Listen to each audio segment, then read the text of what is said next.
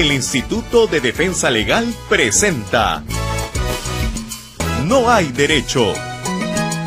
Un espacio de noticias, diálogo, debate y participación. No hay derecho, no.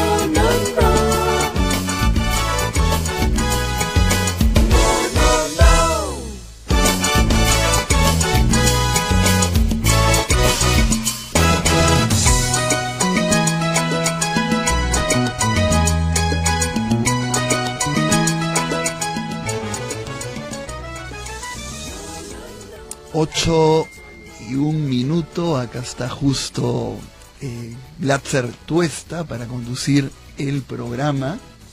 ¿Sí, Glatzer? Adelante. ¿Qué tal, amigos? ¿Qué tal, amigos y amigas? Muy buenos días a todos y todas ustedes. Muchas gracias, como siempre, por acompañarnos. Son las 8:01 de la mañana.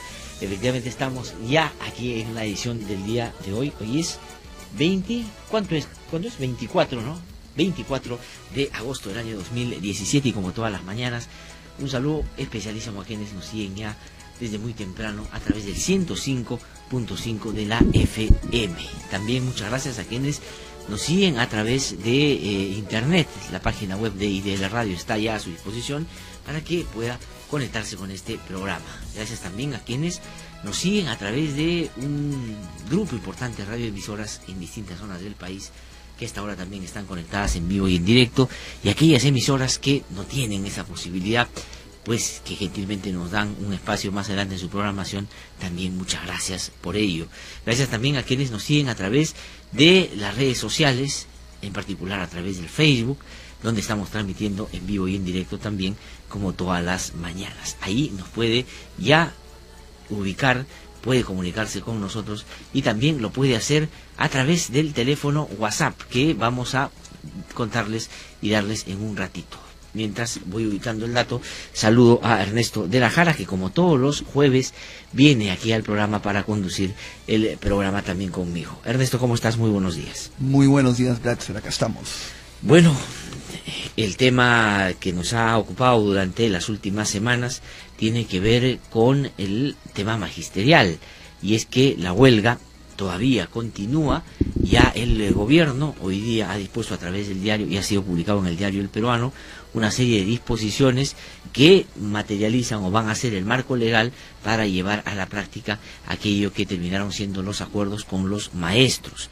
Yo creo que de todo lo que se ha conseguido, y además que esto se traslade ya a un asunto legal para que luego no haya sino que cumplirse, es importantísimo, y es producto no solo de, o no ha sido producto necesariamente de lo que el ministerio al inicio había planteado, sino efectivamente de la huelga y de cómo está pedido se reivindiquen algunos de estos puntos que finalmente han terminado siendo para ellos, en su plataforma, respondió satisfactoriamente. El único asunto en el que hay un punto muerto, no se ha podido avanzar en esa materia, es algo que es fundamental y tiene que ver con la evaluación.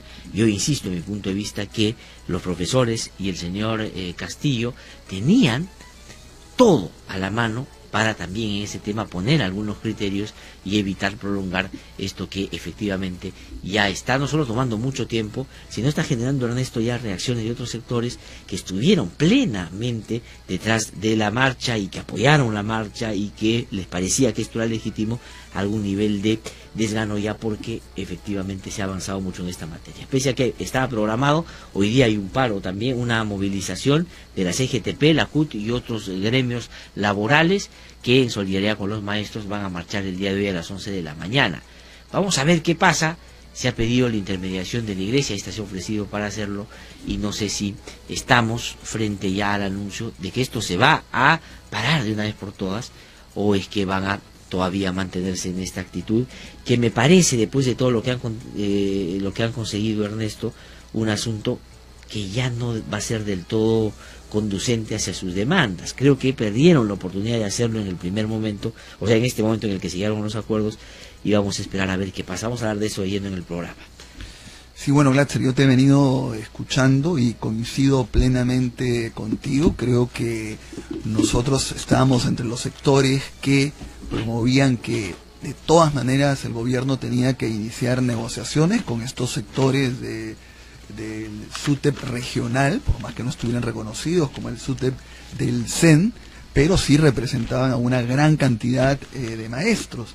Y también lo decimos, ¿no? Ha habido una serie de errores de parte del gobierno a la hora de manejar idas y venidas, cambios de posición.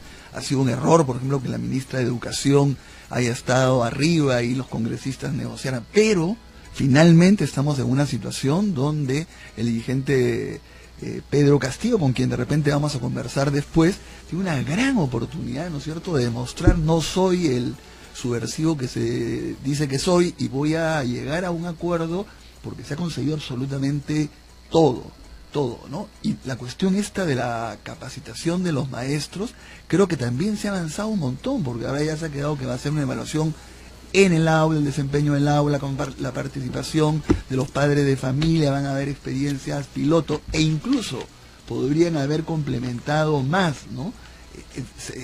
Digamos, firmar un acta de determinadas características de supervisión, incluso en el camino podrían haber puesto más cosas, ¿no? Yo creo que no me acuerdo a quién escuché decir que estos gremios sabían iniciar huelgas, mantener huelgas, pero no sabían cuándo terminarlas, ¿no? Yo creo que esa es una verdad, ¿no? Pero están a tiempo. Yo creo que Castillo debería recapacitar todo lo que ha conseguido y por supuesto se consolida como un dirigente, y después pasar a la siguiente etapa, que yo creo que tienen razón, en el sentido patria ya no representa a los maestros, pedir elecciones generales de un maestro, un voto, y ver qué pasa, ¿no es cierto?, en el gremio. Yo creo que hacia eso hay que empujar, y así como vemos la sociedad ha colaborado, ¿no es cierto?, a que se negocie, creo que ahora hay que tratar de presionar a la dirigencia a que toca firmar, a que toca levantar la huelga, ¿no? Es nuestra opinión, ¿no? Bueno, no somos quienes decidimos, pero es una opinión que creo que es generalizada también en el país, ¿no? Sí,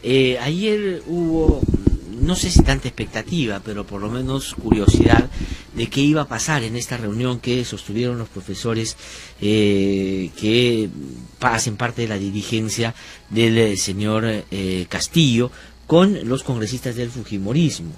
Porque se venía sosteniendo, yo creo que cada vez con mayor fuerza, de que había un ofrecimiento, digamos, había dos cosas en la relación que han establecido los fujimoristas con este grupo.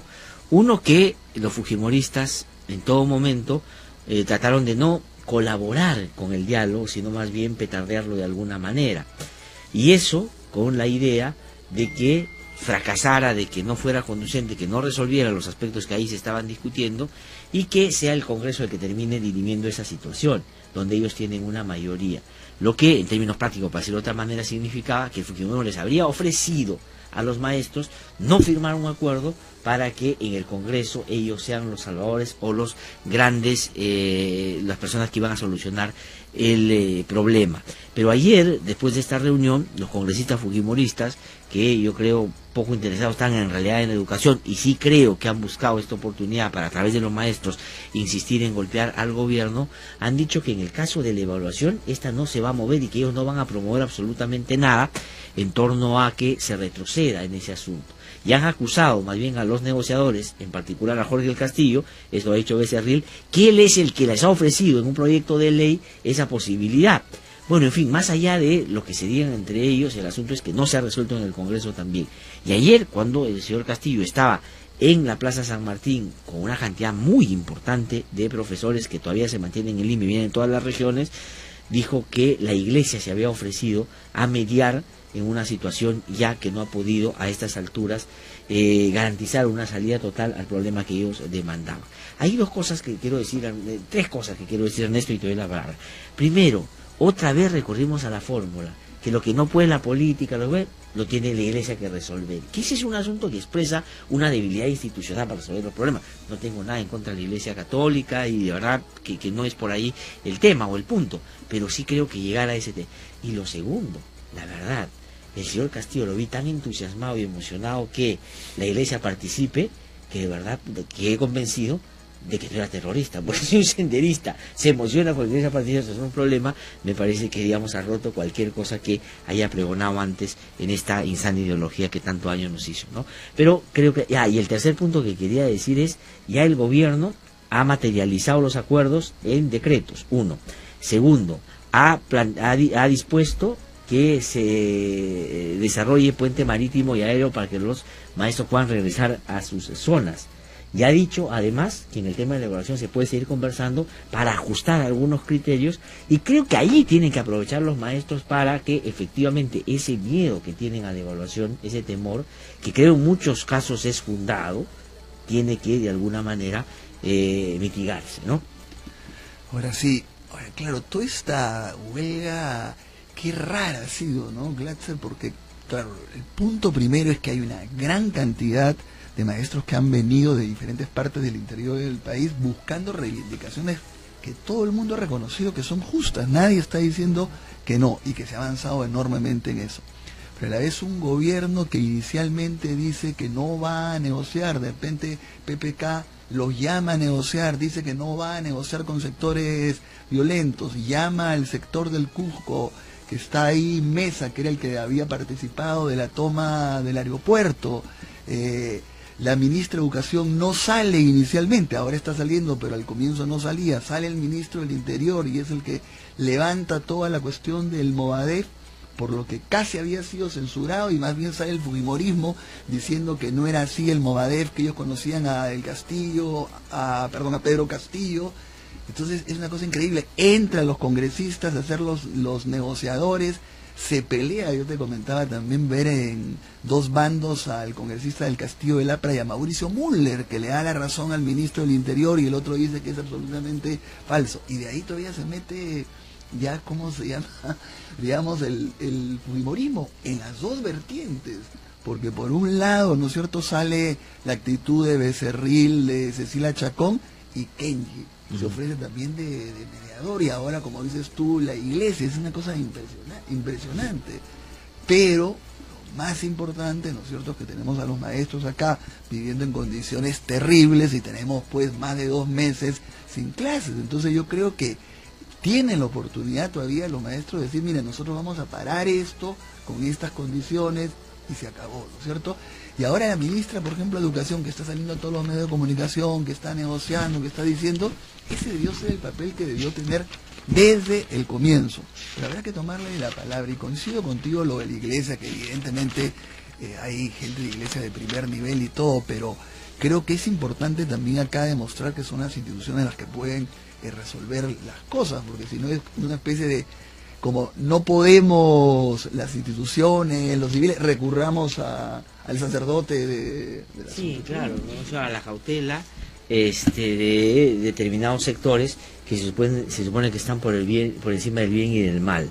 Yo creo que esa es una señal de que efectivamente muchas cosas han avanzado en el país, pero la institucionalidad se ha detenido y no tenemos mecanismos eficientes, democráticos y pacíficos para resolver las controversias que la política no puede resolver. Entonces, pero creo que el punto en discusión, yo de verdad creo, y he conversado con algunos maestros, los maestros no es que digan no queremos que nos evalúen, que no, lo que quieren es que se haga una evaluación que sea pertinente. ¿En qué sentido? En que se haga teniendo en cuenta las condiciones en las que trabajan los maestros. No es lo mismo el maestro que trabaja en Melitón Carvajal en Lima que el maestro que trabaja en Indiana, en, digamos, Loreto. O no es lo mismo el que trabaja en la frontera con Colombia como el que trabaja probablemente en un distrito en Arequipa, que está más vinculado a clases, si uno quiere, medias. Entonces hay que tener en cuenta eso. Y por otro lado, lo que hay que hacer es evitar que efectivamente pueda esto constituirse en un hecho para tratar de sacar a determinado sector del maestro bajo la idea de que están ideologizados, están politizados. Hay una ley que determina que las personas que han sido condenadas por el delito de terrorismo y otros delitos no deban estar en el aula. Si hay una ley que lo sustenta, efectivamente hay que tomar una decisión en ese sentido. Pero después, emprender algún nivel de persecución a algunos porque ideológicamente nos parece que están equivocados, es un problema que tiene que ver con temas constitucionales también.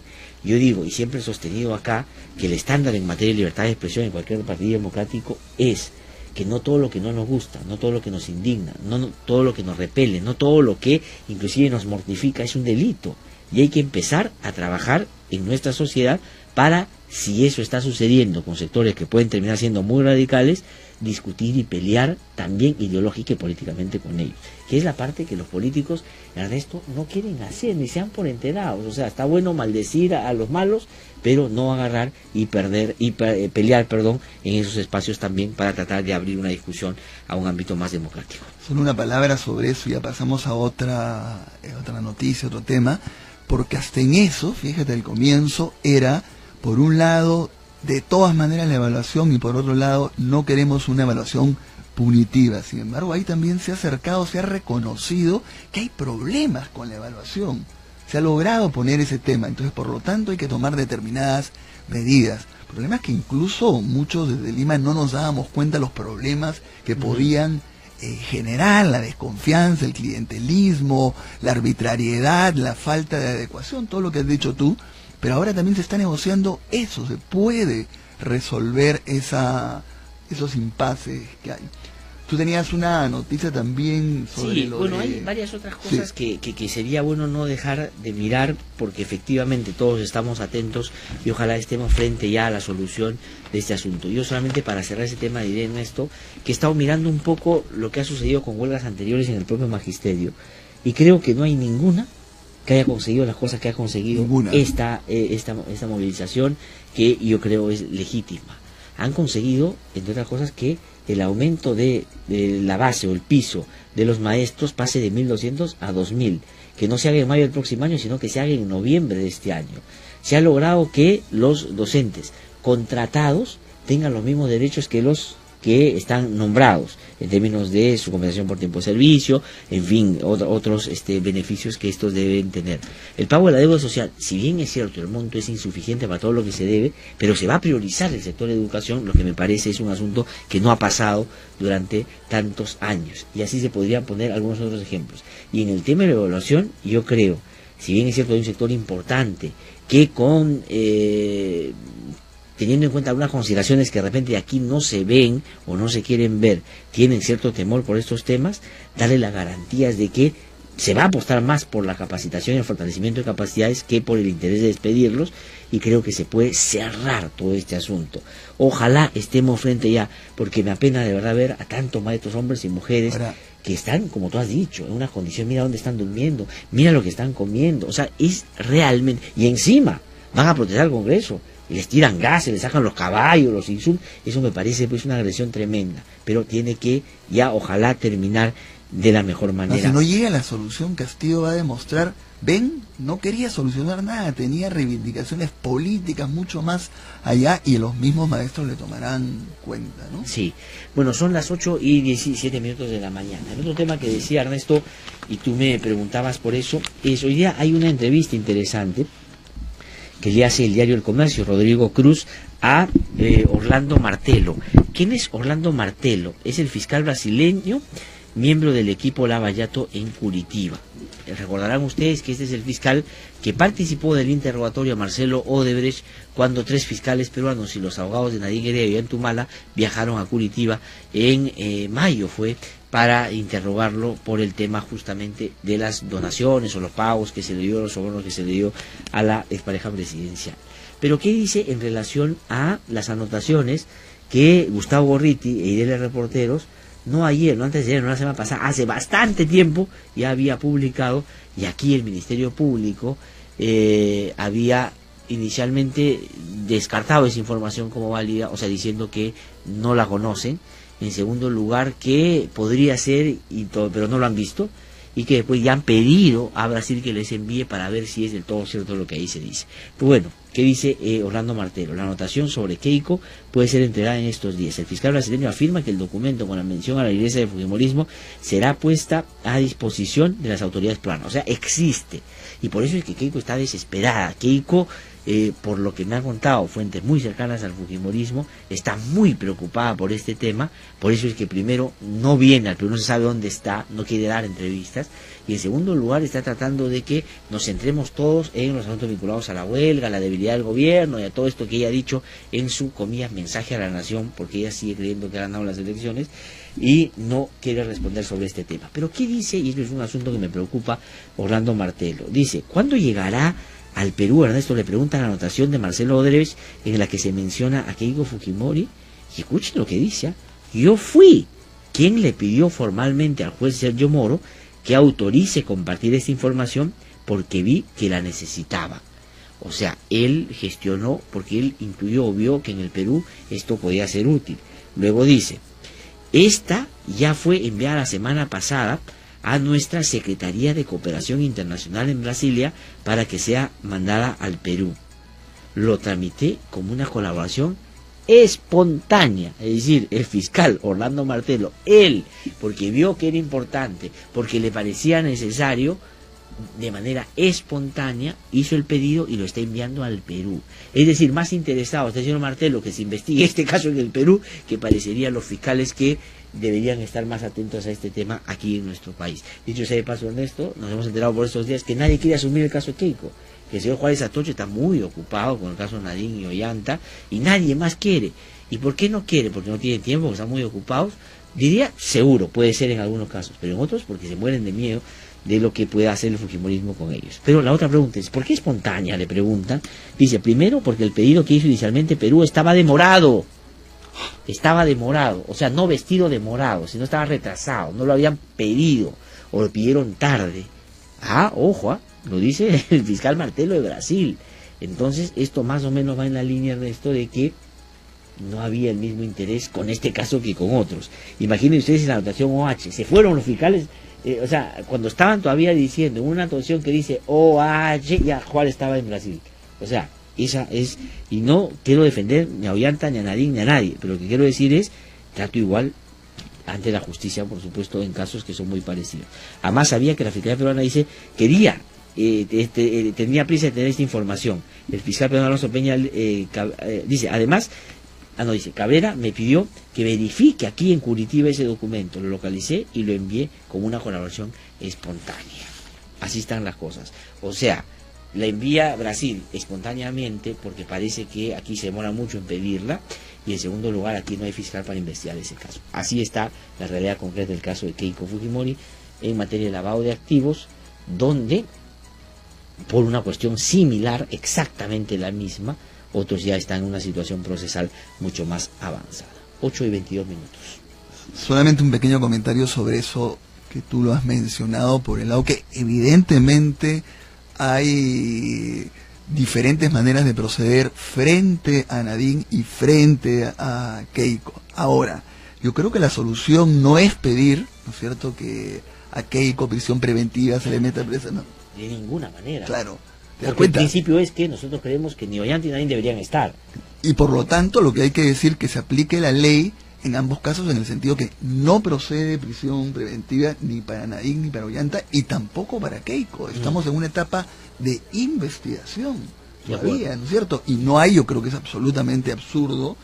Ahora, siempre en la vida puede haber sorpresas, pero yo personalmente creo que si un fiscal, un juez evalúa, no podría decir que Keiko ya hay un peligro de fuga o de obstaculización de la verdad. Para eso está la investigación, para eso debe ser la investigación. Ahora, lo que tú dices sobre los fiscales peruanos, pucha, ojalá que Pablo Sánchez nuevamente, un fiscal con tanta trayectoria y todo, se pusiera como una especie, se ponga Moro, por decirlo de alguna manera, que vea lo que es Sergio Moro, cuánto ha avanzado y cuánto ha ganado en su país, cuánto reconocimiento, ¿no? Sí, y yo creo, pero hay otro elemento, Ernesto, que claro, le complica la vida a los que hoy día están todavía en una situación probablemente menos complicada que otros en este caso. Hablo de Keiko Fujimori y Alan García.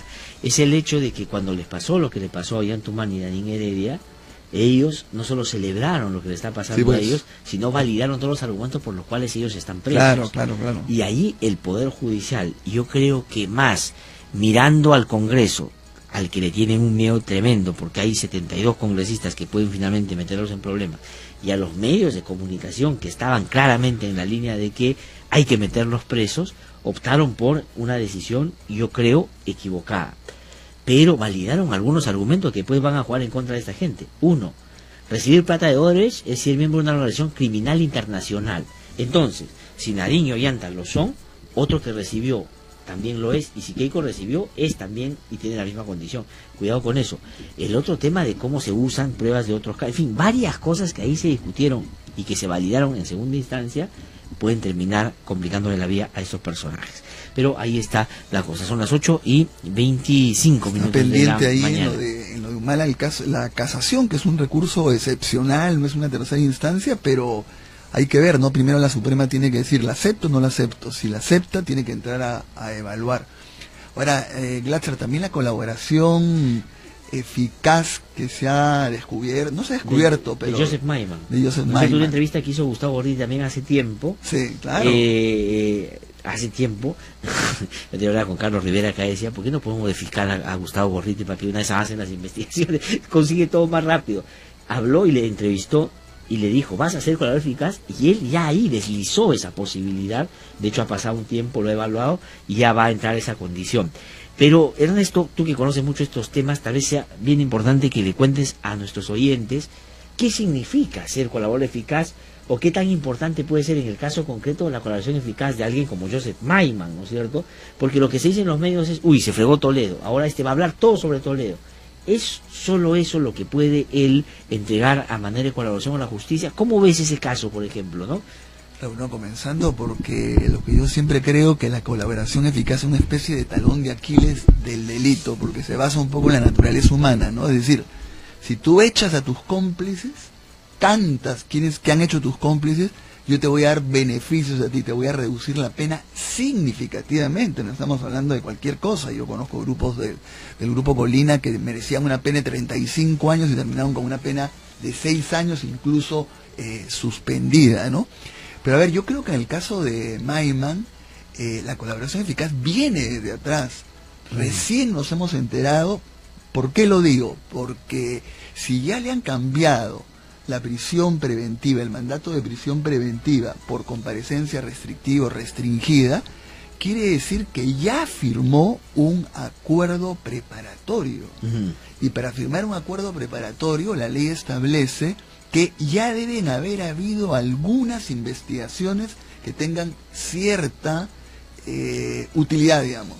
Estamos en una etapa avanzada. Y en segundo lugar, algo que es muy importante, él ya debe haber reconocido y haber dicho, bueno, yo reconozco que he participado de estos delitos y de estos hechos.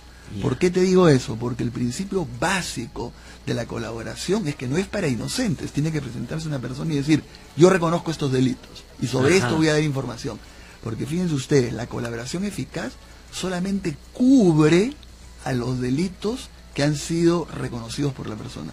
Los que no son reconocidos continúan en una investigación judicial y prima la sentencia. De acuerdo. Entonces, si ya pues Maiman se arriesgó a todo lo que significa una colaboración eficaz, debe haber reconocido la mayor cantidad de delitos para que sean cubiertas y protegidas por la colaboración eficaz, ¿no es cierto? O sea, digamos, la colaboración eficaz es, por decirlo de alguna manera, no un punto de inicio, sino un punto de llegada, que tiene ya un trabajo previo en el que él ha tenido que reconocer, dar información y que esta ya tiene que tener algún nivel de verificación. Claro, lo que pasa es que, digamos, es opcional un acuerdo preparatorio y no es vinculante. Ya. Pero si tú quieres hacer un acuerdo preparatorio, tienes que haber cumplido con 2 requisitos, ¿no? El primero es ya haber dado una cierta información que ha conducido a investigaciones importantes, y en segundo lugar quieres hacerlo. Ahora, no es obligatorio, pero si tú tienes muy buenos abogados, como que Maiman los debe tener, lo redactas de tal manera que sí amarra al fiscal. Y lo otro que es muy importante, ya lo que declara Maiman ya puede servir para pedir medidas limitativas de derecho, que se levanten las cuentas bancarias, que hayan allanamientos, seguimientos, ya pueden haber todo ese tipo de cosas, al margen que todavía no ha habido un acuerdo con el fiscal que puede ser absolutamente rápido. Pero lo que yo te digo, que quede claro, solamente protege a Maiman sobre los delitos que reconoce. Los otros delitos que no reconocen siguen siendo investigados en el Poder Judicial y tendrá que atenerse a las sentencias. Pero obviamente a él le conviene decir, son todos estos delitos, ¿no es cierto?, para que me proteja. Ahora, mira, fíjate, acá los oyentes están escuchando con atención este tema y Pepe Mejía dice, Pero si jalan a Toledo, también tendrían que jalar a Kuczynski y a AGP. Pero por favor, Pepe, dime quién es AGP, porque digamos, Alan García dice que no es AG. Dicen que en la libreta de Marcelo Odres puso AG, porque cada vez que venía a Lima comía ají de gallina. Eso es. Ya, entonces eso también. Pero Maiman podría hablar de todo lo que están alrededor de ese tema, más allá de, en el caso de Toledo, sí, me dio por acá y triangulé de esta manera el dinero, otras cosas sobre otros personajes. Puede hablar absolutamente de todo, de todo. Él, justamente, además, es bien importante que hable de todo porque le podrían encontrarle imprecisiones, falsedades, todo, y el fiscal podría decir, a partir de eso, no firmo ningún acuerdo. Y todo se cae, ¿no? Ya, pero él, habiendo participado, podría, a raíz de la evaluación eficaz, disminuir sustantivamente lo que más adelante le podrían dar como pena, de haber participado de la relación criminal, por decirlo de alguna manera. No solamente disminuirse, la nueva ley no pone topes en la disminución, lo que había antes, entonces por lo tanto le podrían dar un mes, imagínense. Ah, ¿sí? Claro, porque la anterior legislación podría decía, salvarse en buena medida de responsabilidad, sí, dependiendo de la calidad de la información que dé. Ya nos son las dice... 8:30 minutos. Carlitos Yacuba, el productor Tacle, nos hace unas señales ya que tenemos que cortar. Vamos a una pausa, regresamos en un instante, hacemos nuestro recorrido por las regiones rapidito y empezamos con la entrevista que tenemos prevista para un momento, porque Diego García Sayán ya está en nuestros estudios y vamos a hablar con él de varios temas. Ya regresamos.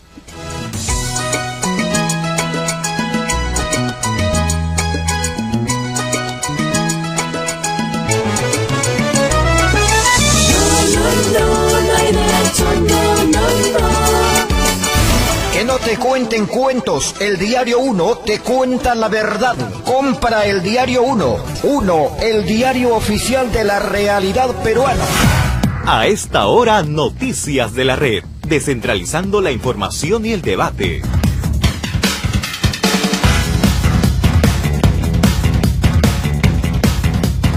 Son las 8:32 de la mañana, estamos de vuelta aquí en No Hay Derecho.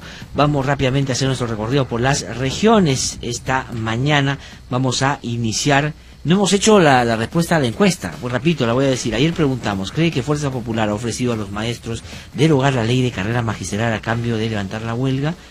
Sí, 80%. No, 20%. Veamos más o menos lo que comentábamos al inicio del programa. Vamos a Ayacucho, Chano Yaranga con información. Chano, muy buenos días. Buenos días, amigos oyentes. Les damos a conocer lo que está sucediendo acá en la ciudad de Ayacucho. Los señores docentes tomaron la Plaza Mayor, ¿no?, como lugar de protestas. Allí se vienen desarrollando unas elecciones, entre lo que se puede notar, por ejemplo, que pernoctan en el lugar, como también preparan sus ollas comunes. Ayer presentó acá en la ciudad de Huamanga el vicepresidente de la República, el señor Vizcarra, juntamente con el gobernador regional, Wilfredo Corima Núñez, quienes luego de una conferencia de prensa señalaron la necesidad de conversar con los señores huelguistas, y luego de esta conferencia se dirigieron a la plaza principal con este objetivo, siendo rechazados inmediatamente por parte de los señores profesores, quienes con algunas palabras, y también protestas, los expulsaron de la plaza principal de la ciudad, no llegando pues a ningún diálogo ni conversación con ellos. Esto le podemos contar, colegas, hasta el momento lo que viene ocurriendo acá en esta capital de la región Ayacucho. Muchísimas gracias, Chano, por esa información desde la región Ayacucho. Rápidamente vamos a Ucayali, ahí en Coronel Portillo. Está Cecilio Soria con información. Cecilio, ¿cómo estás? Muy buenos días. Buenos días, Láser, a IDL Radio, aquí en nuestro despacho desde la ciudad de Pucallpa. La huelga general indefinida que viene realizada a nivel nacional del magisterio en la región Ucayali, que viene acatada de forma contundente, y ahora con la atención de los maestros bilingües indígenas de los pueblos chipivos, ayánidas, ejinos. Ayer se ha sumado el Frente de Defensa de los Intereses del Departamento de Ucayali, encabezado por el profesor Abel Vázquez.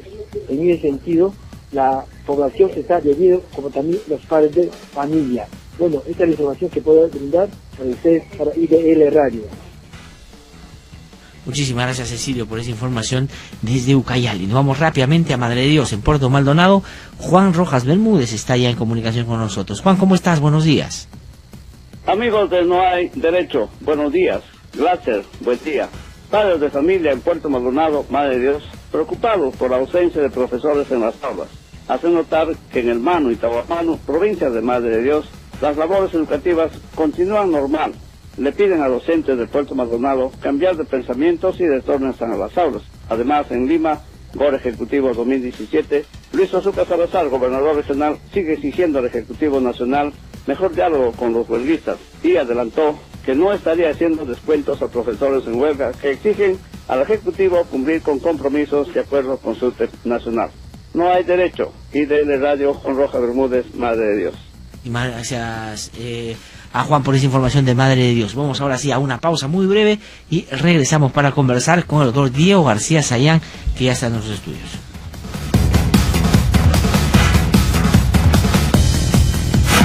Hasta aquí Noticias de la Red, descentralizando la información y el debate.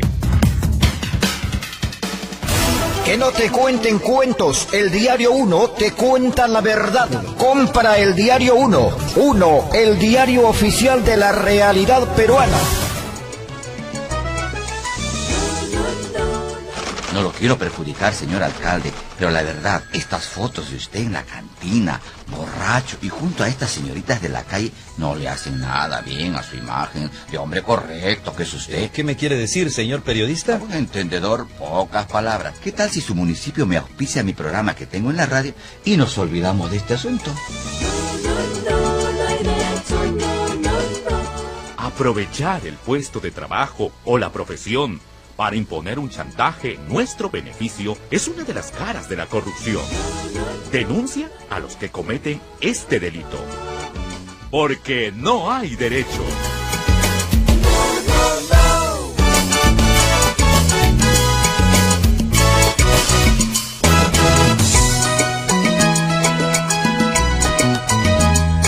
Bueno, como se había anunciado, estamos ahora con Diego García Sayán. Bueno, él ha pasado por diferentes cargos, ha sido ministro de Justicia, ministro de Relaciones Exteriores, presidente de la Corte Interamericana y ahora es relator para la independencia judicial de Naciones Unidas. Muy buenos días, Diego, muchas gracias por estar acá. Gracias, Ernesto, gracias, Glatzer, por la invitación, siempre es un gusto estar aquí con ustedes. Bueno, evidentemente la primera pregunta tiene que ver con lo que ha tomado el país literalmente de hace meses, que es la huelga de maestros. ¿Cuál es tu reflexión en torno a eso? ¿En qué etapa estamos? ¿Cuáles son las perspectivas? Mira, dos cosas, aquí no estoy descubriendo la pólvora, ¿no?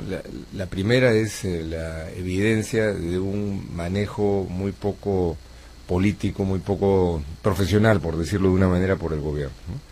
Cierto, ha sido una huelga de magnitudes distintas a las que teníamos acostumbrados en los últimos años recientes, que no ha habido algo de esta magnitud.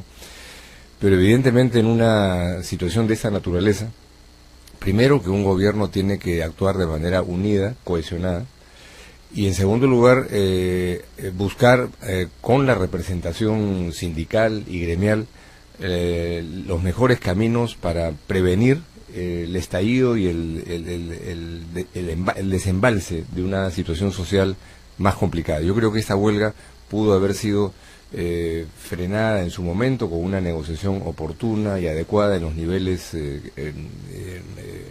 debidos, ¿no? Y que la politización de la huelga, curiosamente, ha venido más bien desde el gobierno que desde el movimiento social, como suele ocurrir en otras ocasiones. Si hay o no hay infiltración senderista y terrorista en el movimiento sindical, eso tiene que determinarse con cirugía, con precisión. ¿Quiénes son las personas? ¿Cuáles son las responsabilidades y conexiones que pudieran tener que ver con el terrorismo? Pero esta generalización, ¿no?, que no ha servido para descomprimir, sino para generar más tensión, de que de pronto los que eran poquitos senderistas y gente del Movadef, cuando se interpeló al ministro del Interior, resultan ahora ser más de 5.000. Entonces hay una discordancia de información que viene desde el propio gobierno, ¿no? De lo que has dicho, tú dices que la politización, contradictoriamente, paradójicamente, ha venido. Sí, no solamente desde el gobierno, ¿no? Claro, pero ¿a qué te referías con eso? Con esta idea de decir, bueno, que la huelga sigue porque es una cosa dirigida por el terrorismo, ¿no? A eso me refiero, ¿no? Y evidentemente hay algo, puede haber de infiltración senderista en este movimiento social, pero eso tiene que ser identificado, individualizado, por razones no solo éticas y políticas, sino también jurídicas, ¿no? Esta situación en donde Castillo se supone que es terrorista y senderista, bueno, si es senderista, terrorista, tendría que estar procesado. Entonces, de dos cosas una, o no es terrorista y senderista, o si lo es, el gobierno no está haciendo lo que tiene que hacer, de manera que eso francamente produce una tremenda incomprensión, ¿no? Sí. Ahora, doctor Rodrigo García, buenos días. En esa misma línea, ¿no es cierto?, junto con la huelga, se ha reeditado una discusión que se da en el país cada cierto tiempo sobre el nivel de crecimiento, ya no del sendero, que tanto daño le hizo a nuestro país y desangró al país en los 80 y en los 90, digamos, sino de un ala que lo que pretende es, desde otro ámbito, que es la política, la infiltración en estos sindicatos, reivindicar el pensamiento Gonzalo, pero sin necesariamente usar las armas. Entonces, ahí, ¿cuál es el límite para tratar este tema? Porque una cosa es, como usted dice, terrorista, procesado, y si es, preso, de acuerdo. Pero ¿qué pasa con aquellos que no están cometiendo los delitos, no están sindicados, pero que pregonan o son parte de una ideología que puede ser repugnante y repulsiva para nosotros, pero en nuestro país no es un delito todavía, digamos, tendría eso que discutirse en un fuero? ¿Cómo diferenciar y cómo tratar eso? Así es, porque hay una diferencia entre el delito de apología del terrorismo, que no es simplemente una persona que en abstracto piensa que la lucha social tiene que eventualmente tener una expresión militar, ¿no? Sino que está involucrado en una acción concreta de propaganda, de promoción del terrorismo, de defensa de una actividad terrorista, y ese delito está tipificado y por supuesto se puede afinar, mejorar y precisar.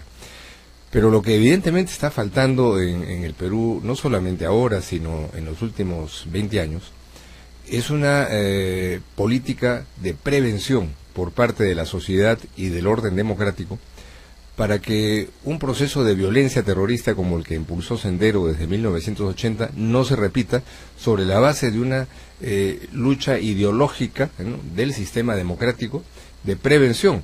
Es decir, a mí me llama mucho la atención que el lugar de la memoria, que es un sitio que estaba destinado justamente para que la gente y la juventud en particular pudiera conocer en detalle cómo empezó esta violencia que sufrió el Perú desde el 80, es decir, con las acciones de Sendero Luminoso en mayo de ese año, y toda la tragedia que eso significó para el país, cómo no se hace de una exhibición de esa naturaleza u otras parecidas que debieran de promoverse en el resto del país parte de la política educativa, ¿no?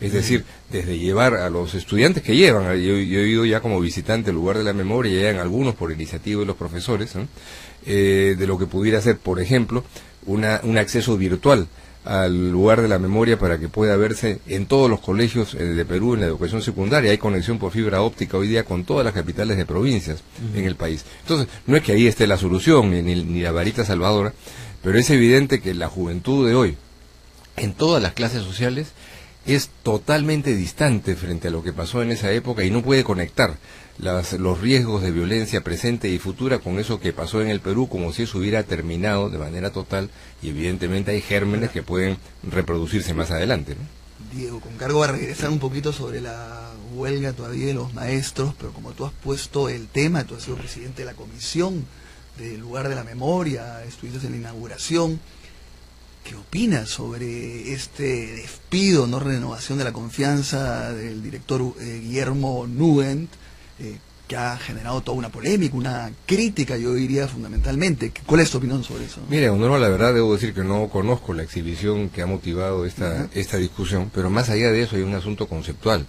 En una exhibición de esta naturaleza la libertad de expresión es un ingrediente importante, y creo yo que si hay algo que no le gustó a un sector político, perfecto, que ayuden a montar una exhibición que exprese una reflexión distinta sobre los mismos hechos, de manera que sea la sociedad y no la censura la que pueda opinar. Yo no he escuchado desde que se inauguró el lugar de la memoria, y fue para mí un honor poder presidir en la etapa final de diseño de los contenidos, ninguna crítica sustantiva que puedan decir contra los prejuicios que algunos tenían de que el lugar de la memoria no tomó una posición clara en contra del terrorismo, porque eso es desde el inicio. Lo que busca el lugar de la memoria es producir una reflexión, no tanto dar un montón de información con cifras estadísticas, para eso hay miles de páginas escritas y publicadas, y toda la reflexión que se produzca al respecto, si hay alguien que no le gusta una exhibición, puede contradecirla, puede criticarla. Eso es importante, que haya un debate sobre eso, responsabilidades, pero tratar de ocultarlo, tratar de eliminarlo es un lío. Evidentemente, los países que tienen el coraje de montar un museo o un lugar de la memoria, muchas veces lo hacen con una distancia temporal muy grande frente a cuando ocurrieron los hechos.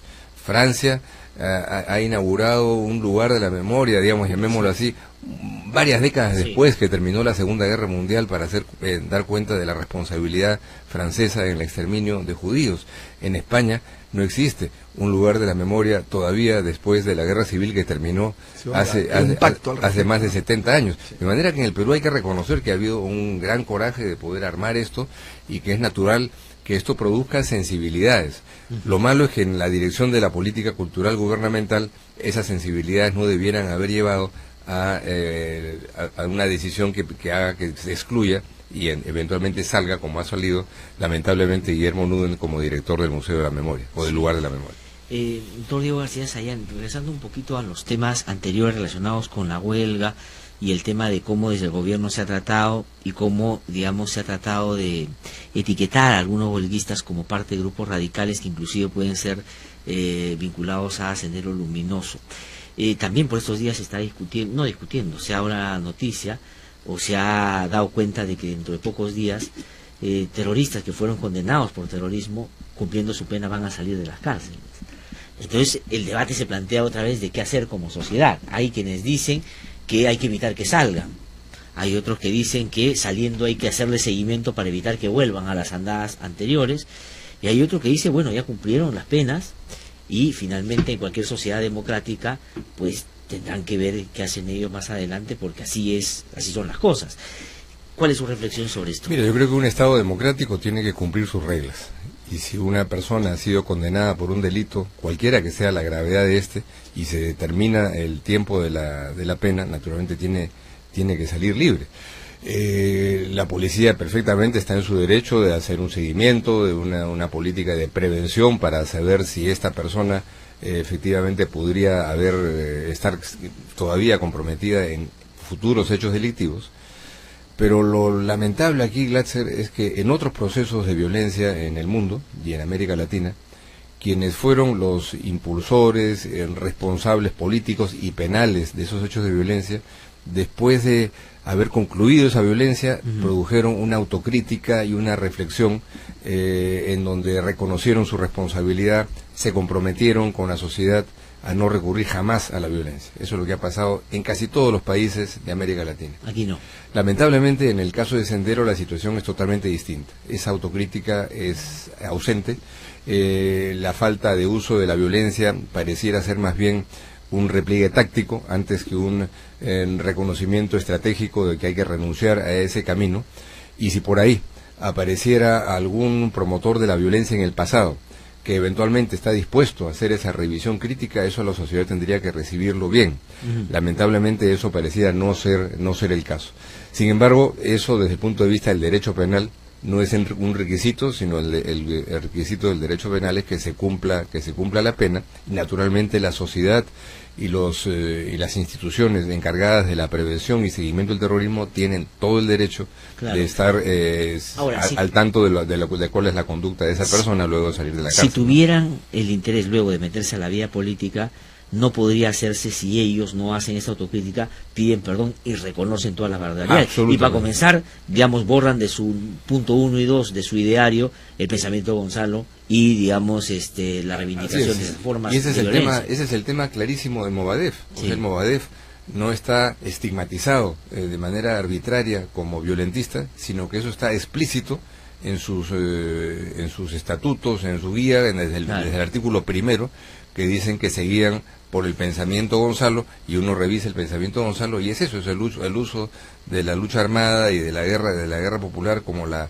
principal herramienta de conquista del poder, de manera que es totalmente legítimo que la sociedad frente al Movadef tenga todas las prevenciones de inteligencia y de acción penal, porque eso es algo que naturalmente está conectado a una experiencia muy reciente y dramática en el Perú, ¿no? Bueno, algunos temas también sobre justicia, porque tú has trabajado desde la Comisión Andina de Juristas, pero también ahora eres relator de Naciones Unidas para la Independencia Judicial.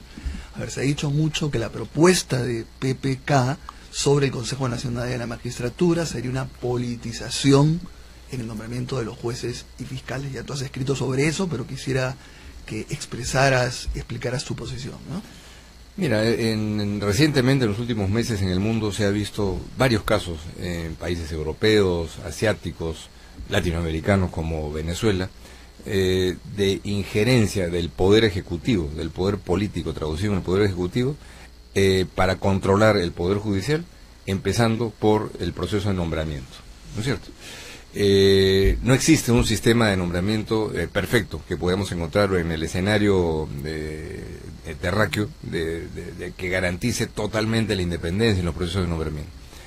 Pero lo que sí es una constatación histórica es que mientras menor sea el grado de involucramiento de los gobiernos en la designación de los magistrados y en particular de los altos magistrados, Cortes Supremas, tribunales constitucionales, será mejor para la independencia judicial. El Perú había logrado, en un aspecto interesante de la Constitución vigente, que se creara un sistema en donde no había un representante del Ejecutivo ni del Legislativo en el proceso de designación de magistrados, el Consejo Nacional de la Magistratura. No funcionó muy bien. Los mecanismos de representación gremial, de colegios profesionales, no fueron pulcros en todos los casos. La forma en la que se ejerció los procesos de selección, no necesariamente con procedimientos transparentes y abiertos de calificación profesional, sino de amiguismo y de compadrazgo, fueron también datos de la realidad. Sin embargo, regresar a una visión en la que entre el gobierno y el parlamento se reparten la torta, por decirlo de alguna manera, en los procesos de designación, sería un gravísimo error y un gravísimo retroceso, que no coincide con todo lo que se ha hecho desde la reconstrucción democrática en el año 2000, el Acuerdo Nacional por la Justicia, el Seriajus y otros, para que en el proceso de designación se garantice la participación de la sociedad, mecanismos no politizados. Por supuesto que había que mejorar lo del Consejo de la Magistratura, hay que garantizar que las representaciones gremiales funcionen de manera transparente, que en los procesos de selección haya absoluta y total garantía por parte de la sociedad, por ejemplo, de que pueda haber por televisión los exámenes que se hacen, las entrevistas que se realicen, que los currículums de los postulantes a cada puesto puedan ser previamente publicados, que la población pueda opinar y que finalmente haya una alta responsabilidad en el proceso de designación. Pero este camino, claro, que es evidentemente respuesta, como lo reconoció el primer ministro Zavala, de las conversaciones entre el presidente Kuczynski y Keiko Fujimori, no es sin duda algo que nos da buen viento para la independencia. Ahora, siempre que salen estos temas de cómo se eligen a los jueces y fiscales, siempre surge la propuesta de la elección, por lo menos, de los más altas autoridades. Y hay experiencias que, si no me equivoco, creo que en Bolivia estamos en estos momentos en un proceso de elegir algunas autoridades del Poder Judicial altas. ¿Cuál es tu opinión sobre eso? Pongamos, hay una buena experiencia, lo de Bolivia está funcionando. Yo creo que es una elección popular directa, requiere que en el proceso haya mucha información sobre quiénes son los candidatos y para cuáles son sus funciones, ¿no? El proceso de elección popular directa de la Corte Suprema, Consejo de la Judicatura o Magistratura, como creo que se llama en Bolivia, y de la Corte Constitucional, ha sido un fracaso completo. Yo estuve una vez en uno de esos procesos electorales y era algo totalmente ridículo. Eran unos planillones con un montón de fotos de caras de personas que el elector iba a encontrarse con esas caras y no sabía bien cuál era la diferencia. Empezar entre la Corte Suprema, Tribunal Constitucional, Consejo de la Judicatura, para qué estaban eligiendo a las personas, y finalmente escogían a la cara que les parecía mejor, ¿no? La mitad de las personas elegidas fueron mujeres, ¿no? Y eso sorprendió muchísimo, ¿no? Si había pues una corriente de derechos de la mujer triunfante en Bolivia, probablemente hay algo que está avanzando. Y pregunté, y la explicación que me dieron las propias magistradas que habían sido elegidas era que no, que el elector y las electoras estaban tan desconcertados con todo esto y dijeron, bueno, ¿por quién votamos? Bueno, vota por el que quieras, pero mujer que vote por mujer, hombre que vote por hombre. Y así se resolvió a nivel popular la respuesta. De manera que Ese no es un procedimiento. Para los altos magistrados tienen que tener determinadas calificaciones que tienen que ser rigurosamente examinadas, pero sí, la forma de participación de la sociedad tiene que darse y hay mecanismos que se han ido inventando en Colombia ahora que estamos en el proceso de designación de magistrados para la justicia en Colombia, la justicia de transición para juzgar a los responsables de la violencia durante los 60 años de guerra. Los 2000 y pico candidatos están siendo examinados a través de la exposición de sus currículums en los medios de comunicación. Se están recibiendo miles de comentarios, observaciones y preguntas por parte de la gente que permiten incorporarlos en el proceso final. El tema de justicia, Glatzer, además es muy importante ahora el nombramiento de jueces y fiscales, porque de alguna manera van a ver todos los casos de Odebrecht, todos los casos de corrupción, y hay experiencias de otros países donde se infiltra también el crimen organizado, ¿no? Por ejemplo, para mí es impresionante lo que sucede en México, ¿no? Que hay que tratar de evitar totalmente que se repita en el Perú, ¿no? Por supuesto. Entonces, ¿cuál es la tesis que estoy impulsando desde la Relatoría de la Independencia de Jueces y Abogados en Naciones Unidas? La independencia, naturalmente, históricamente en todo el mundo ha sido por lo general afectada desde el poder político. Ese es un tema del pasado, del presente y del futuro, sobre el cual hay que tener vigilancia y prevención. Pero hoy en día en el mundo la corrupción y el crimen organizado son un factor independiente del poder político, que juega sus propias bases de influencia sobre el sistema judicial, de perversión de los mecanismos de designación y de control, justamente para impedir la investigación y para garantizar la impunidad. De manera que hoy día fortalecer todos los mecanismos de prevención y de seguimiento a cómo la corrupción y el crimen organizado puedan penetrar dentro de las estructuras judiciales es una tarea de enorme responsabilidad. Yo diría una amenaza mucho mayor en la mayor parte de países del mundo, ciertamente de América Latina y probablemente del Perú, que la que puede ser la intención del presidente del Perú o de la ministra de Justicia de interferir en el nombramiento de los funcionarios judiciales. Entonces, esos factores de poder extraestatales son hoy día de una dimensión, una envergadura y una amenaza tan grande que ya se convergen una serie de respuestas, las respuestas normativas para prevenir eso, los medios de comunicación y el papel de la opinión pública en todo ello, ¿no? Sí, hay otro tema vinculado también a la justicia que está relacionada con lo que en un Estado democrático está permitido. Y digamos, hay una sentencia de un juez que a uno no le gusta, una vez que se emite uno puede criticarla, puede estar de acuerdo o en contra. Pero resulta que hoy en el Congreso de la República hay 4 miembros del Tribunal Constitucional que están sometidos a la subcomisión de acusaciones constitucionales por un fallo que dieron en un caso muy concreto, que además es de derechos humanos. Y hay la posibilidad, no necesariamente se va a dar, pero es una posibilidad que puedan sacarlo justamente por un fallo que dieron. ¿Le preocupa eso, por ejemplo, a usted como alto comisionado? Por supuesto, esas son ese tipo de amenazas del viejo estilo, ¿no? Ya lo vivimos en el Perú en la década del 90, cuando se destituyeron a 3 magistrados del Tribunal Constitucional por sus fallos y por sus decisiones en un procedimiento absolutamente inaceptable. En este caso, la discusión legítima que puede y debe haber de acuerdo a la Constitución peruana de crítica a una resolución judicial no puede ser en absoluto mezclado con una responsabilidad constitucional que lleve a su destitución.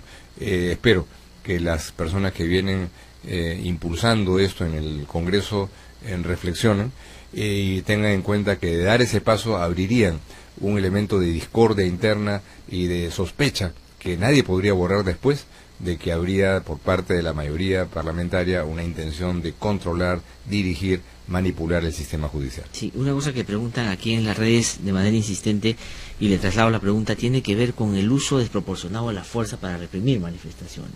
Es decir, los profesores están manifestándose y la verdad a veces sorprende porque, digamos, están efectivamente tomando una calle, porque así es como uno protesta en la calle, y de pronto viene la policía, y vienen los caballos y todo, y se generan actos que a mí me parece están por fuera de lo que debería ser una manera de canalizar o encauzar su protesta de una manera debida, ¿no? ¿Qué opinión tiene sobre eso? De eso están preguntando bastante. Bueno, hay una serie de normas internacionales y nacionales al respecto, ¿no? O sea, sobre el papel que tiene la fuerza pública y su responsabilidad y el derecho que tienen, por supuesto, de actuar con energía cuando se producen situaciones de desorden público, de ataque a la propiedad pública o privada.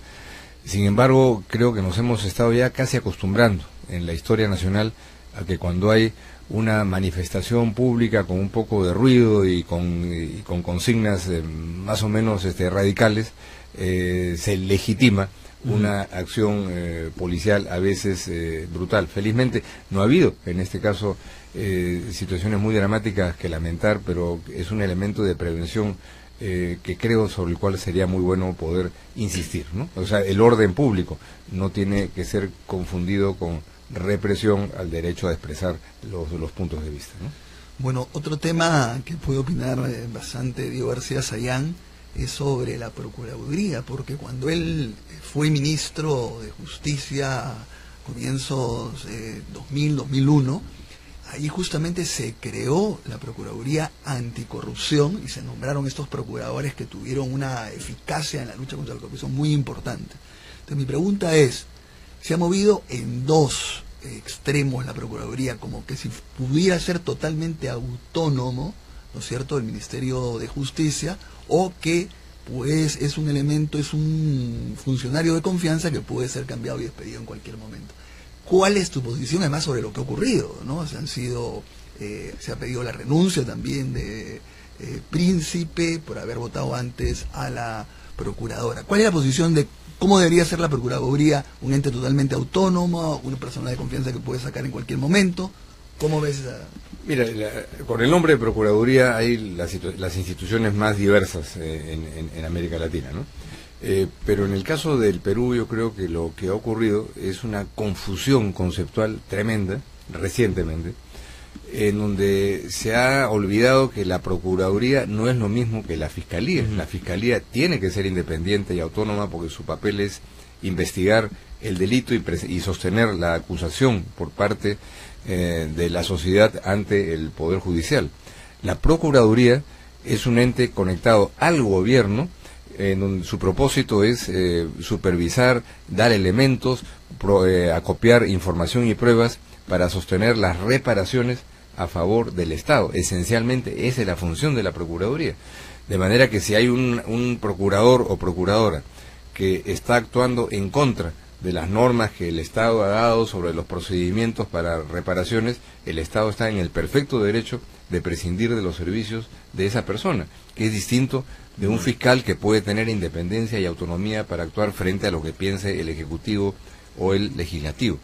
La Procuraduría en la etapa de la lucha anticorrupción de los 2000 aportó elementos de información muy valiosos para consolidar los procesos de investigación y jamás se puso en el plan de desarrollar una política alternativa o de sustentar sus decisiones y puntos de vista con asuntos biológicos como los ovarios o los poderosos testículos de un procurador, ¿no?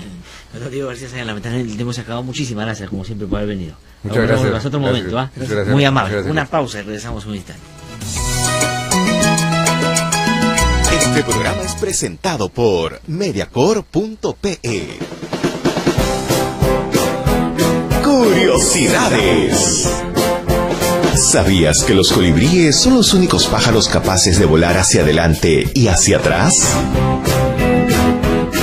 Así como lo oyes, los colibríes son las únicas aves que pueden volar hacia adelante y hacia atrás. Los colibríes o picaflores suelen volar hacia atrás cuando se retiran de una flor luego de recolectar néctar.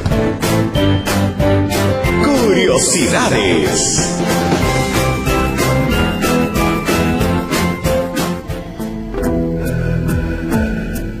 Presentamos Lo Nuestro es Primero. La papa. Hoy en día se han identificado más de 4.000 variedades de papa, muchas de las cuales solo pueden crecer en el Perú.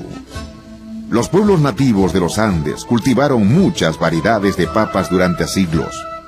El final de la principal fiesta religiosa de los incas coincidía en el calendario con el tiempo de cosecha de este fruto de la tierra.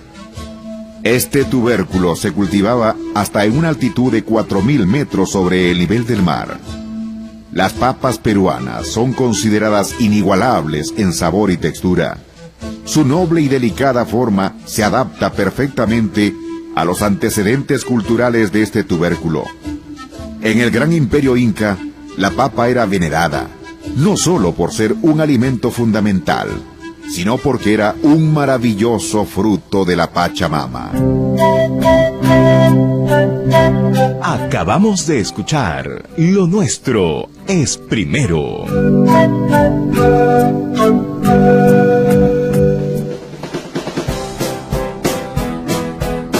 Curiosidades. ¿Sabías que el acto de aplaudir es contagioso?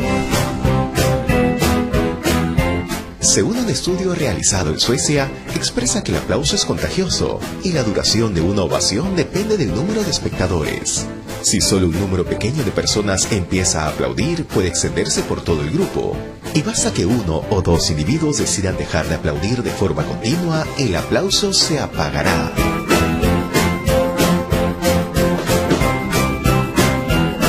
Curiosidades.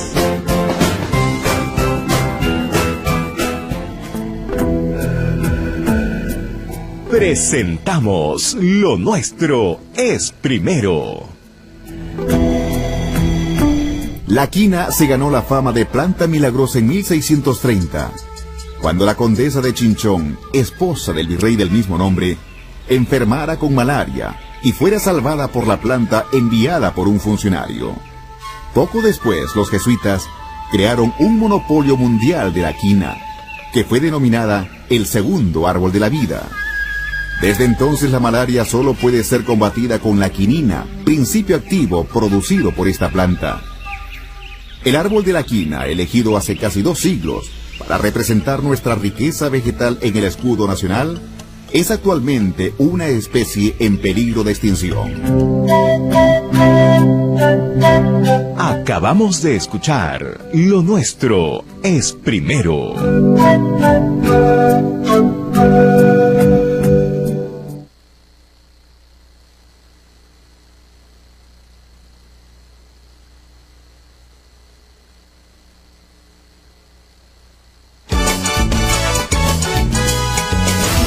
Te cuenten cuentos, el diario 1 te cuenta la verdad. Compra el diario 1, el diario oficial de la realidad peruana.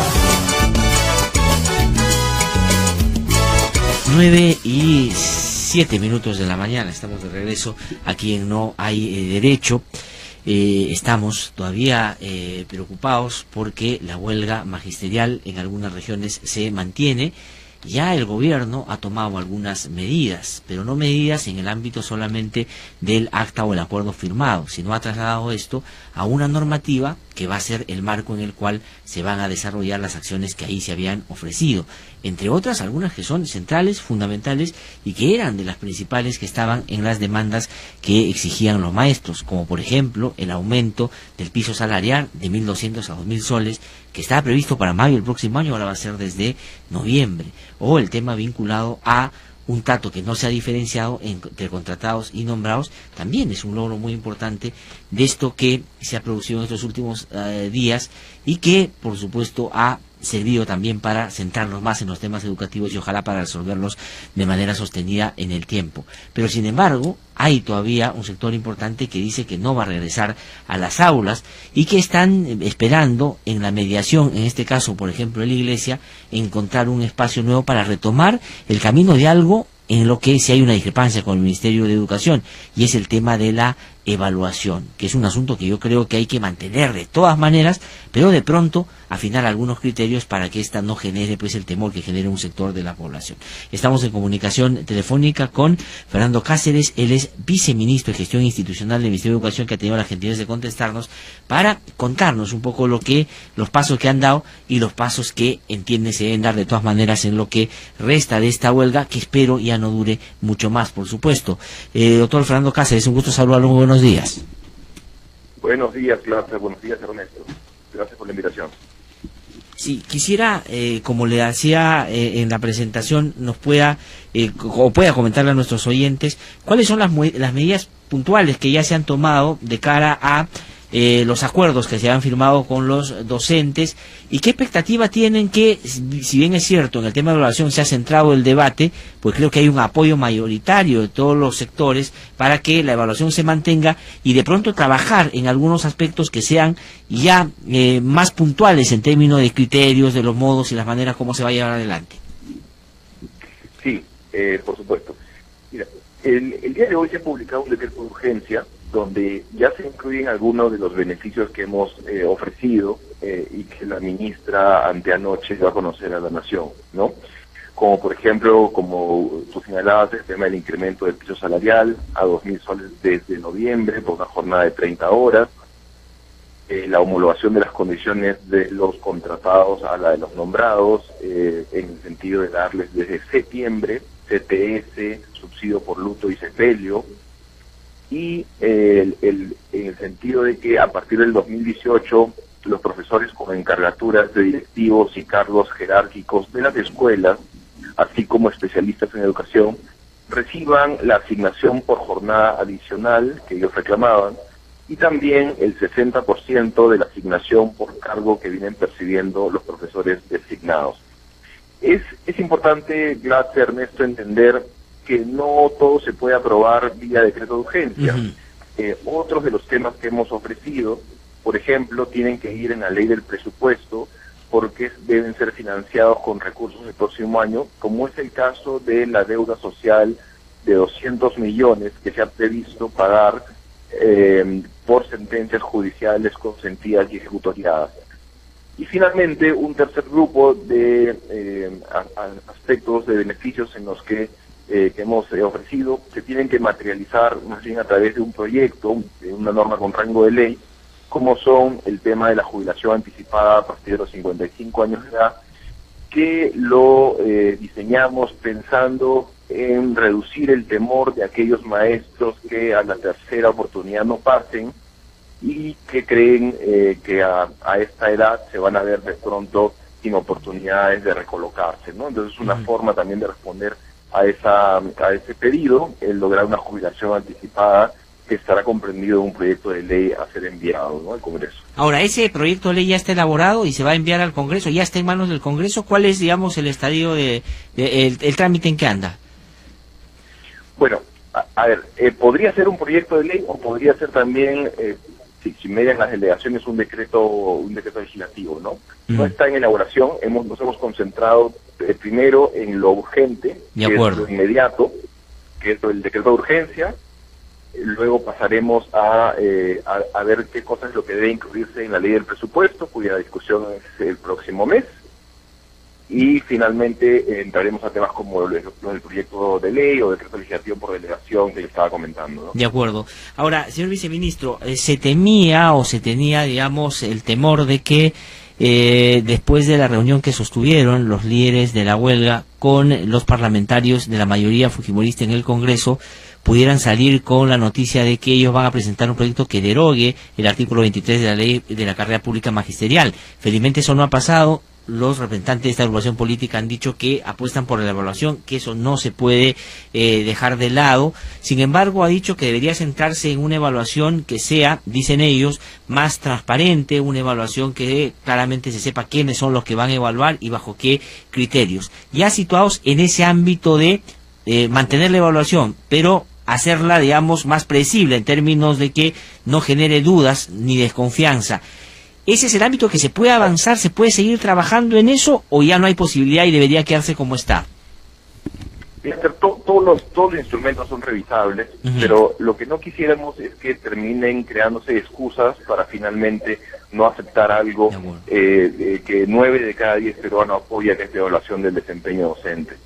Entonces, el tipo de evaluación, es importante entenderlo, es una evaluación que se desarrolla en aula. No es una evaluación, por ejemplo, que busque ver si es que el maestro recuerda alguna materia, no es una evaluación escrita, es una evaluación de lo que el maestro hace en su día a día en el aula. Entonces, por ejemplo, ¿qué cosas se evalúa? Entra una persona que es un docente de la misma escala o de superior, de otra escuela, y evalúa el respeto que se crea en el aula entre profesores y maestros, cómo se manejan los tiempos, cómo se administra el comportamiento de los alumnos, cómo se promueve el razonamiento y la creatividad cuando los alumnos participan, es decir, cómo se encauzan sus ideas a fin de fomentar un razonamiento crítico. Son temas pedagógicos, temas de competencias, y que no atañen a nada que el maestro tenga que memorizar ni que tener. Y además es importante tener en cuenta que las 3 oportunidades vienen precedidas de una capacitación, y que ni este año ni el próximo va a haber despido alguno por esto, porque este es un proceso que dura 3 años para para cada uno de los grupos con los que se trabaja. Este año van a ser poco más de 5.600 maestros, y se va a ir incrementando a lo largo de los próximos años hasta llegar a todos los maestros que están en la carrera, ¿no? Sí, doctor Cáceres, soy Ernesto Lajara. Buenos días. ¿Cómo está, Ernesto? Mire, yo quería preguntarle, estoy de acuerdo con usted en el sentido de que se han llegado a logros impresionantes, acuerdos que uno pensaría que iban a ser los más difíciles, toda la parte económica, la deuda social o los contratados. Y ha habido este impasse en la cuestión de la formación, de la capacitación. Y estamos totalmente de acuerdo que todo el país dice de ninguna manera hay que ceder en ese punto. Pero a la vez, algo se ha avanzado también.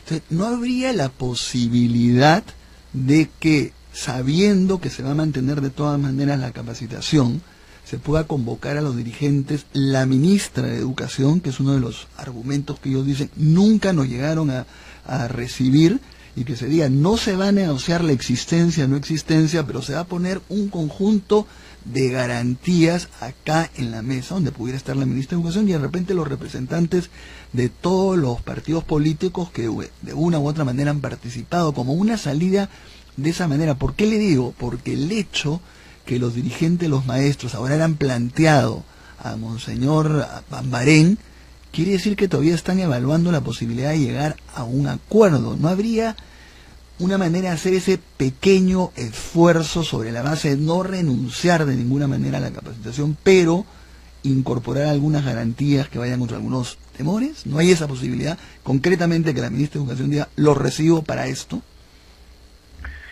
A ver, Ernesto, lo primero entender que al señor Pedro Castillo, como maestro, en una oportunidad se le recibió junto con otras personas.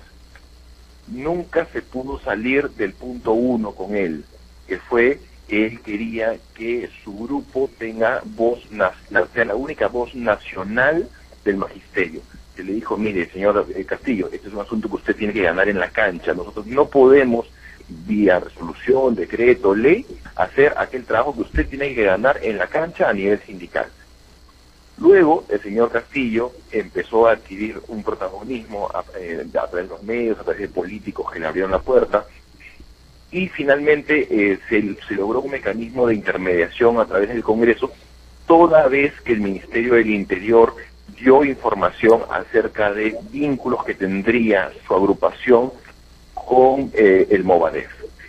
A partir de ese momento, simplemente nosotros como Ministerio de Educación y como parte de un ejecutivo, no podemos legitimar al señor Castillo.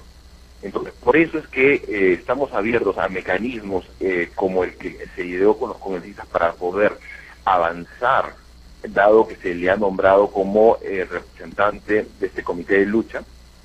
Lo que no podemos hacer, y habría que mirar el mecanismo, es legitimar a una persona donde nuestro Ministerio del Interior está diciéndonos que hay muchos indicios, y obviamente el tema de inteligencia no es un tema de blanco o negro, es un tema muy complejo y en el que hay que también tener mucha estrategia y mucha mirada de fondo, nos está diciendo que no es un interlocutor válido. Mal haríamos nosotros entonces en desconocer lo que dice el Ministerio del Interior. Entonces, lo que le quiero decir, Ernesto, es que estamos totalmente abiertos a crear mecanismos como los que hemos creado con la intervención de los congresistas, siempre que seamos coherentes con la posición que como Ejecutivo hemos tomado, pero también entendamos que el señor Castillo está llevando a cabo una lucha que ya tiene mucho más de política que de reivindicación social.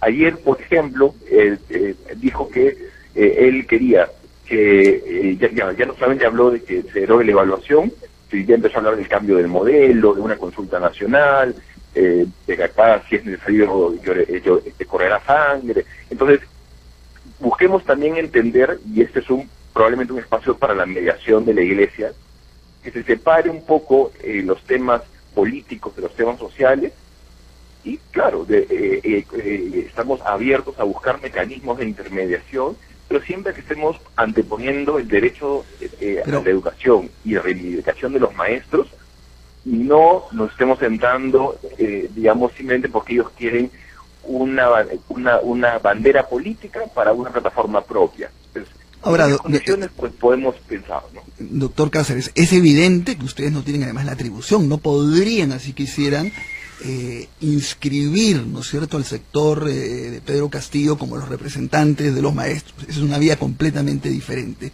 Pero a ver, insisto, porque yo sí creo que poner como una condición que no se va a reunir con Pedro Castillo, digamos, no conduce a nada. ¿Por qué le digo esto? Porque justamente si ustedes consideran que no va a llegar a ningún acuerdo con él, ahí se va a demostrar perfectamente que él tiene otros intereses. Pero sí, mire, ustedes dijeron que no se iban a reunir con nadie que hubiese incurrido en actos de violencia. Sin embargo, Mesa fue el que más actos de violencia hizo en la toma del aeropuerto del Cusco. Entonces ahí hubo una flexibilización en la posición. En lo que ha dicho el ministro del Interior, que es sumamente importante, pero todavía no es que haya dicho, simplemente él supone que al haber estado en una asamblea de CONARE y al haber estado la gente de CONARE, estaría vinculado al Movadef, cosa que él ha negado totalmente. Entonces yo creo que, en todo caso, la legitimidad ya la ha ganado al representar esta cantidad de maestros.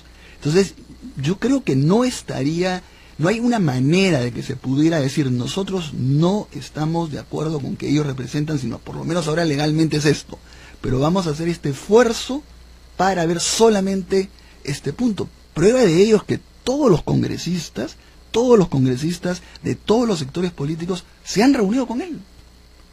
¿Se da cuenta? Entonces, digamos, lo que estaríamos un poco concluyendo, según lo que usted está pensando, es que lo que él quiere en realidad es una bandera, es una ganancia política. Porque, digamos, el otro día se avanzó en muchos detalles a través de los congresistas, y cuando se llegó al punto de evaluación que él sabe que no es negociable, porque 9 de cada 10 peruanos no lo quiere, él pateó el tablero. Entonces, quedó bastante evidente que él en realidad está desarrollando una lucha neta, 100% política, y ya no está luchando en favor de las reivindicaciones de los maestros.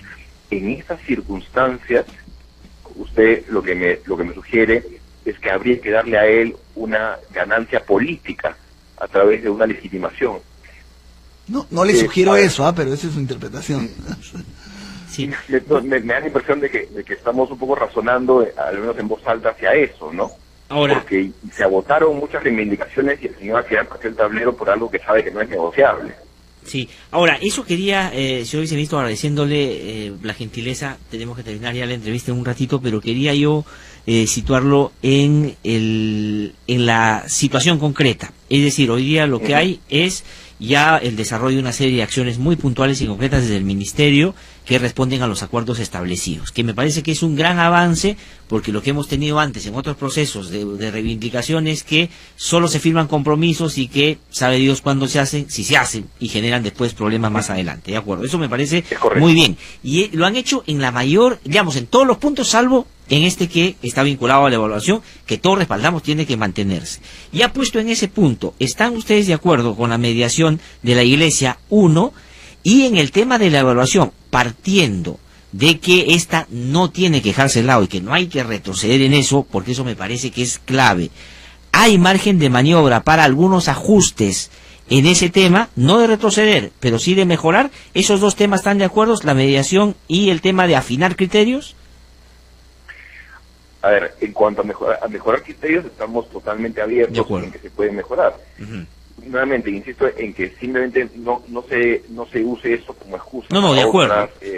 No, pero ya ahora estamos en medio de los reflectores. Si es que en esa negociación muy puntual, porque la otra era más compleja, porque tenía varios puntos, esta es muy concreta, Si se le ponen los reflectores a esa negociación y ahí el señor Castillo u otros agarran y patean al traidor y buscan cualquier pretexto, obviamente todo el mundo dirá, efectivamente acá hay un condicionamiento político y no vamos a aceptar eso.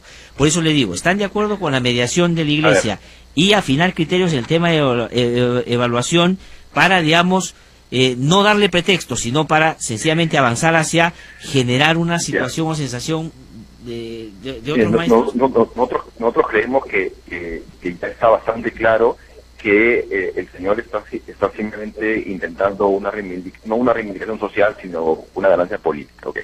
Imaginemos que el señor Castillo con la Iglesia logren identificar mejoras relevantes del sistema de evaluación y nos digan, miren señor, ustedes en vez de hacer esto deberían hacer esto, y esto nos parece una mejor oportunidad para los maestros. ¿Pueden ustedes ahora sentarse con esa plataforma a intermediar con la Iglesia? Pues sí, ¿no? O sea, la Iglesia puede sentarse y podemos hacer un mecanismo como el de los congresistas donde ellos intermedian.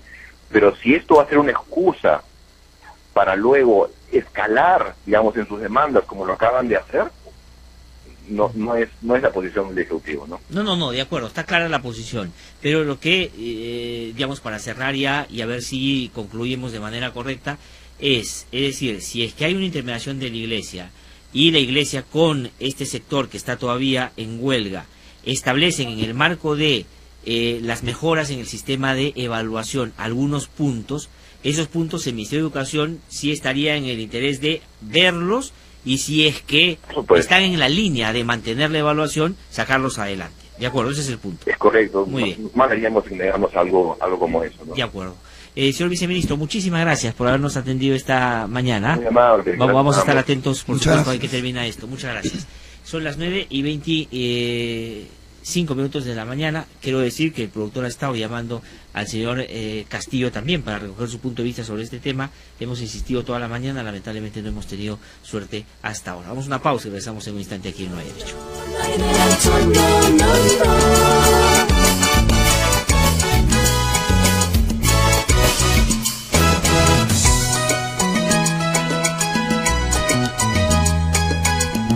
Que no te cuenten cuentos, el Diario 1 te cuenta la verdad. Compra el Diario 1, el diario oficial de la realidad peruana.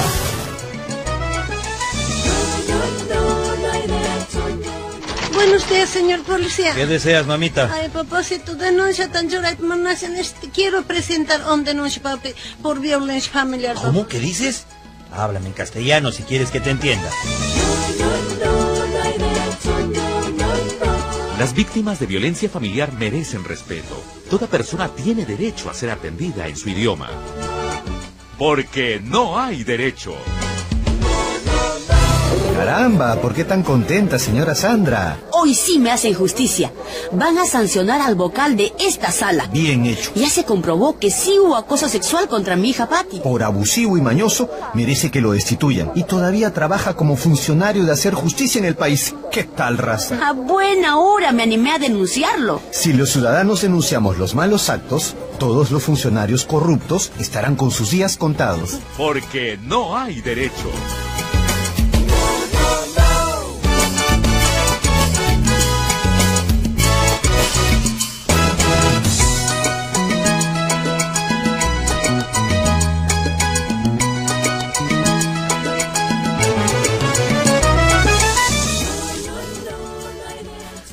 Bueno, estamos esperando, íbamos a comenzar con la música, porque estamos esperando, ya está muy cerca de acá, el caballero de la guitarra, ¿no es cierto?, que él es fundador, nada menos que de los Chapi.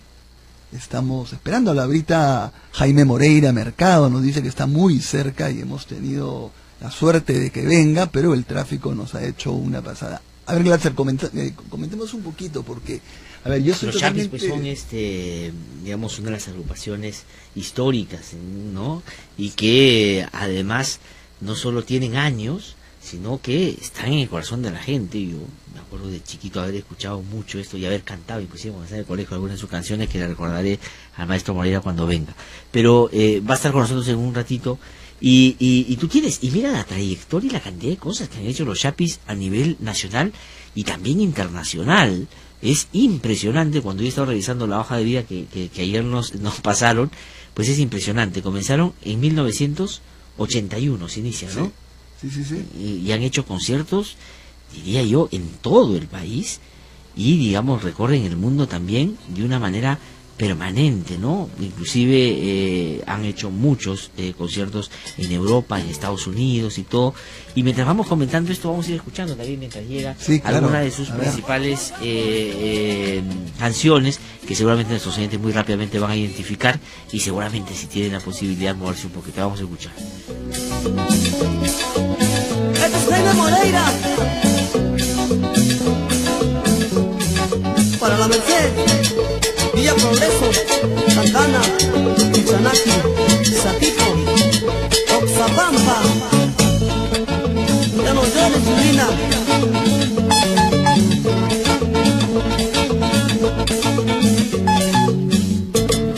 Si se marchó sin un adiós, que se vaya, que se vaya.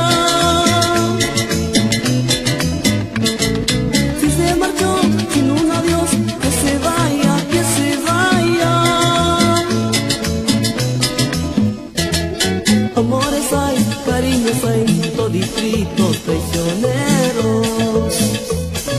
Amores hay, cariños hay, toditos embusteros.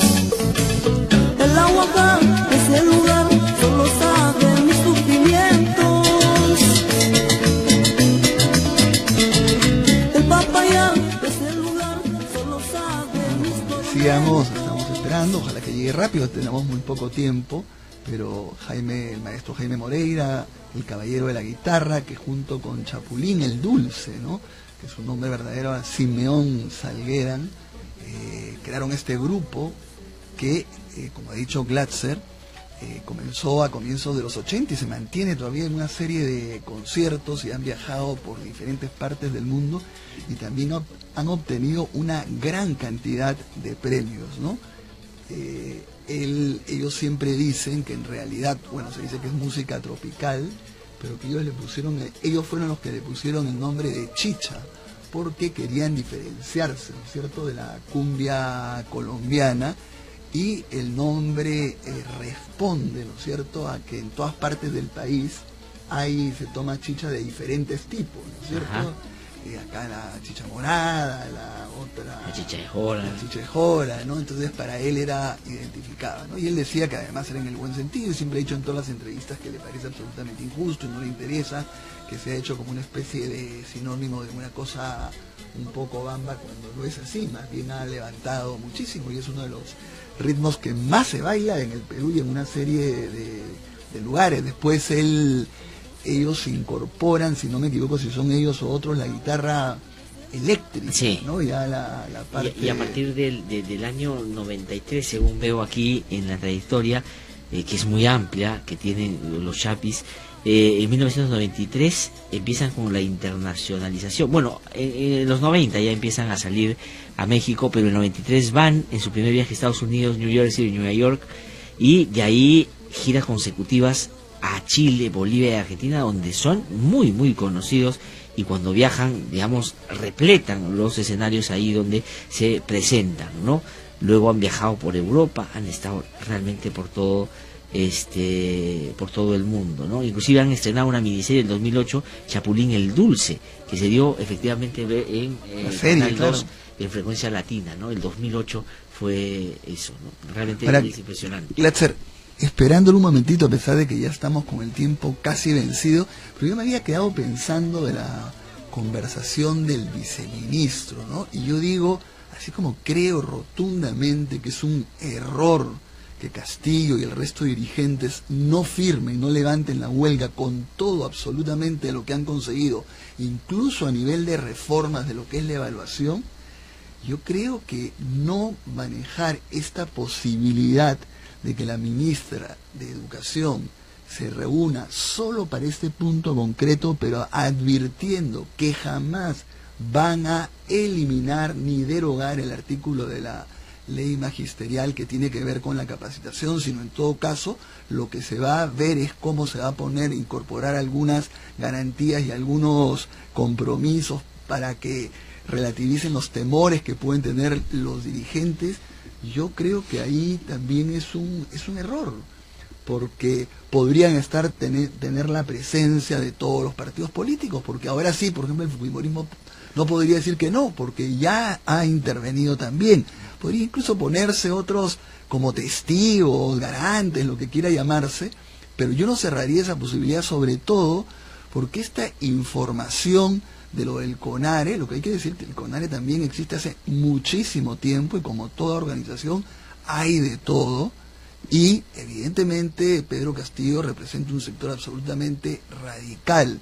Pero lo que ha dicho el Ministerio del Interior concretamente es que lo que pasa es que él fue elegido en una asamblea del CONARE donde habían dos sectores políticos que estarían vinculados al Sendero Luminoso. Pero por ejemplo, como tú la vez pasada le hiciste una entrevista a Rospigliosi, por ejemplo, él niega esa hipótesis, sí, ¿no es cierto? Hay otras personas que dicen que no. Lo que quiero decir es que está muy bien que el ministro del Interior haya aportado toda esta información, pero que todavía falta rastrear en términos de servicio de inteligencia y todo. Es que no hay todavía una cuestión contundente para decir. Además, no se legitima por eso. Ya está legitimado en el sentido de que va a decir, miren lo que he conseguido. Y lo que creo que lo que podría legitimarlo o no, y que sería importante, es cuando se pase a elecciones generales en el SUTEP. Y justamente, que es un asunto, como tú decías, le decías al viceministro, ya nadie tiene que ver el ministerio. Y poderlo ganar depende de la presencia de otras posiciones en el magisterio también, que deben surgir otros liderazgos y todo, ¿no? Claro, o sea, yo creo que debería efectivamente romperse la hegemonía de un partido político que ha manejado el SUTEP durante tantos años como Patria Roja. Y si es que hoy día, a propósito de esta huelga, que yo digo, en términos de lo que se ha conseguido, Ernesto, es totalmente satisfactoria, ¿verdad? Que yo no conozco otra huelga. Si alguien me puede a través de las redes citar alguna otra cosa que, en los últimos años, digamos, se puede ir uno más atrás, pero en los últimos años creo que estas son lo que más se ha conseguido y más se ha avanzado. Entonces, dentro del SUTEP tiene que haber seguramente una nueva elección, pero yo creo que ahí es donde Castillo efectivamente tiene que jugar su legitimidad más institucional y formal. Pero, de hecho, el haber movilizado a tanta gente y el hecho de haber llegado a acuerdos con el Ministerio de Educación, con intermediarios, en fin, en esta modalidad, pero que al fin no haya conseguido que la huelga termine, es un asunto que ya le da una representación que no se le puede a esas alturas negar. Son las 9:36 de la mañana. Ha llegado ya nuestro invitado Ernesto, así lo presenta, porque ya estábamos hablando de la trayectoria de los Chapis, que es un grupo pues no solo muy conocido, muy ya instalado en la vida cotidiana de la gente, sino que muy reconocido a nivel nacional e internacionalmente. Bueno, estamos con el maestro Jaime Moreira, uno de los fundadores del grupo de los Chapis, y que lamentablemente tenemos muy pocos minutos por el tráfico, pero a ver, comencemos un poquito, cómo se están presentando ahora. Ya sabemos pues la historia, son muy conocidos, pero han comenzado a partir de la década de los 80. Estábamos recordando cómo le habían puesto música chicha, ¿no es cierto? A ver, cuéntenos un poquito. Sí. Buen punto de partida. Los Chapis comenzamos un 14 de febrero de 1981. A la fecha tenemos cumplidos 36 años ininterrumpidos de labor en los escenarios en nuestro país y más allá de nuestras fronteras. Pero el compromiso nuestro surge a partir de los 84, cuando viajamos a Europa, en esa primera gira que hicimos a la Comunidad Europea, a un Festival Mundial de las Juventudes Nord-Sud que se llevó a cabo en la Défense, París. Y cuando estuvimos en una exposición fotográfica en la Gare du Nord, los amigos en esta ciudad que es cosmopolita por ciento, París, se nos acercan y dicen: ¿ustedes son colombianos? ¿Por qué? Porque ustedes tocan la canción de Colombia que se llama La Colegiala. Un ratito le decimos, esa canción es peruana, de Walter León, que el producto cafetal colombiano lo haya llevado por primera vez como fondo musical para anunciar su producto a Europa, es diferente, ¿no? Pero esa canción es netamente peruana, así como era el Cóndor Pasa, que en ese entonces se conocía como que era de un compositor argentino. Entonces, en esa época todavía no estábamos globalizados. La televisión a color de repente estaba entrando, el internet todavía no estaba en la época que estaba. Entonces, de primera fuente nosotros nos encontramos con esa sorpresa. Y la confusión que nos hicieron y los flyers que nos pusieron para ese Festival Mundial de las Juventudes, donde decía los Chapis de Perú, cumbia rock. y no era pues lo que era verdaderamente. Entonces ya nació la preocupación de buscar un proceso de búsqueda en pro de la identidad y el nombre con el cual tendríamos que acuñar un sello a la música tropical peruana que se hace, que tiene muchas influencias, pero que se hace con manufactura y voces peruanas y para el extranjero, ¿no? Así es que yo encontré, revisando, que la mejor palabra para identificar este género era una palabra que esté en nuestro pasado, en nuestro presente, en nuestro futuro, que sea un legado, orgullo de los peruanos de esta época, los incas de los nuevos años, y que mejor pues que cogieran una palabra que nos hayan dejado como herencia nuestros antepasados los incas.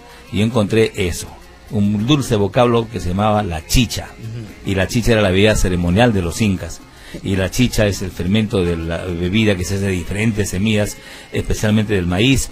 La chicha existe en nuestro país, en el norte, en el sur, en Lima capital, en la selva, en las 3 regiones, a través del tiempo, es una tradición, una costumbre. Qué mejor que, en forma análoga a lo que se hizo con la salsa, escoger este término, que es lo más, una bebida refrescante, dulce, muy arraigado en la vida. Sí, y definitivamente, flores, además, ¿no es cierto? sí, y por eso dije, esto es lo más apropiado, y esta es peruanidad, porque cumbia no puede ser peruanidad, cumbia es de los colombianos, claro. Es como cuando nosotros nos molestamos cuando nuestro hermano chileno dice pisco chileno, claro, dice suspiro chileno, etcétera, tantas cosas chilenas, ¿no? Y son peruanas. Entonces, colombiano, ¿qué va a decir cuando nosotros digamos cumbia peruana? Y es más, vino a un festival de Carlos Vives, y nos echó un jalón de oreja. No se olviden, la cumbia es colombiana. Sí, al aire, hablar. Entonces, y cuando uno afuera, es medio ocioso decir que yo vengo de Perú y hago cumbia peruana, cuando el mundo sabe que la cumbia es colombiana. Entonces yo, preocupado por eso, y ver qué legado dejamos a las futuras generaciones, dije, si bien es cierto la palabra chicha, anteriormente a nosotros existía, estaba ligada a lo peyorativo, estaba ligado a lo marginal, estaba ligado a lo informal de repente, a lo suburbano. Entonces dije, no, hay que reinventar, pero por el significado positivo, el significado que nos liga a la historia, legado a los incas, nuestros gloriosos antepasados, una de las culturas más importantes de toda América, y además que es una palabra que existe en nuestro pasado, en nuestro presente, en nuestro futuro, y está enraizada en la tradición, en la costumbre, así como en la gastronomía del Perú. Esa palabra en la bebida es excelente. Esta es la palabra. Y con este es nuestro sello de peruanidad, y con esto nos presentamos al mundo. Y desde ahí yo estoy con esa lucha, con Chapulín de la mano, con los Chapis, y somos de los pocos grupos que se identifican plenamente con ellos, porque la gente un poquito más elitista decir, no, yo hago cumbia, yo hago cumbia. No, ¿por qué? Andina, no, ni hablar. No es cierto, acá la chicha. Pero vamos a escuchar, ¿no es cierto? Poquito, porque tenemos poquitito. Sí, vamos a escuchar. No tomo porque me gusta el licor, yo solo quiero olvidar tu amor.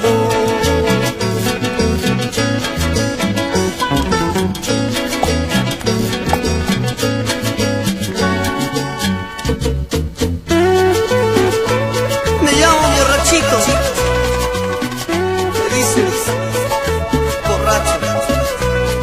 Siempre que pasan, murmuran de mí. Siempre que pasan, se ríen de mí.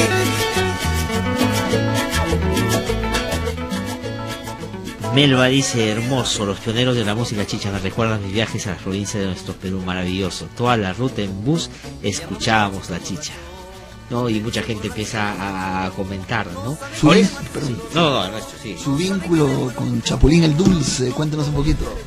Nosotros tenemos una amistad que va más allá de los documentos y los papeles firmados. Es un compromiso tácito de identidad, y hay que pregonar con el ejemplo.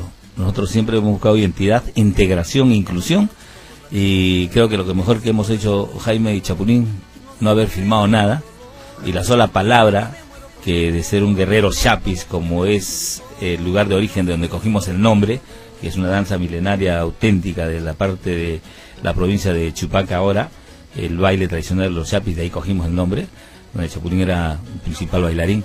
Entonces, eso es lo que nos une, y eso es lo que nos tiene enraizados y ensimismados en nuestro trabajo. Los problemas y las personalidades de cada uno son diferentes, pero a la hora del escenario somos juntos un solo puño de repente para llevar adelante nuestra música y nuestra bandera multicolor, que es el arco iris, los colores primarios del arco iris. Ese es nuestro uniforme y los colores que nos acompañan por toda la vida. Entonces, son 36 años ininterrumpidos con los chapis que vamos llevando esta música por delante, ya traspuesto nuestras fronteras, se comenta positivamente fuera, y inclusive durante todo este tiempo ha habido oportunidades de que el grupo sea una especie de institución, porque han transcurrido sus bondades musicales por lo menos por un centenar de músicos en el grupo. Sí. Bueno, aquí estoy leyendo los comentarios. Saludos para Chupaca, saludos para Chapulú en el Dulce. Qué recuerdos, dice, de tantas anécdotas escuchando. En realidad, música, para ¿no? mí también, igual, escuchar estos comentarios son bien aleccionadores, y es nuestra gasolina, parece, porque no solamente se escuchan a nivel del Perú, sino hay comentarios de los mexicanos, de los guatemaltecos, de gente que conoce la música. Hay mucha gente que está fuera del país. Definitivamente, y creo que cuando están fuera sienten más la nostalgia de lo querido en el Perú, y les trae cualquier cantidad de emociones. Hace poco estuvimos en las fiestas patrias que se celebran en Santiago de Chile, y la gente en un estadio enfervorizada porque no íbamos a la capital en una fiesta patria, y como si fuera Perú celebrando sus fiestas, y extraña más la música peruana, ¿no? Sí, y también del extranjero están escribiendo muchas personas. Y hay una última pregunta que quiero hacer para el maestro Moreira, que aquí nos hacen, ¿no? Dice, ¿con qué canción de los Chapis se siente más representado Jaime Moreira? ¿Cuál es su preferida y por qué? Brevemente, porque tenemos que terminar para quedarnos con esa canción. Si la ubicamos, la tenemos ahí, ¿no? Bueno, como padres, nosotros no podemos decir qué hijo es mejor. No, pero el juez sí, pero sí, cada canción tiene su momento. Primer disco de los Chapis, porque eres mujer. El disco que nos abrió las puertecitas de todo, las llavecitas de todas las puertas, el Aguajar. Los discos que nos consolidan, La Novia, El Chofercito Carretero, el que nos identifica con la masa que se genera su propio presupuesto, El Ambulante, Así es mi trabajo, ¿no? Y el que nos liga también con que la gente, innegable, ¿quién nos empina el codo para tomarse una cervecita en el momento de celebración? No, cervecita, por supuesto que sí, el borrachito borrachón, ¿no? A ver, si ponemos ya para despedirnos, agradeciendo al maestro que haber venido esta mañana. O el clásico, perdón, que habla mucho de la gente trabajadora también. Mi tallercito, ahí comienza la historia de amor, ahí te dice mi mujer, ahí solo con mis manos trabajé y pienso casarme contigo, ¿no? Sí, agradeciendo por la presencia. Vamos a terminar ya el programa poniendo una de esas canciones, no sé cuál tenemos, y bueno, desearles como siempre lo mejor.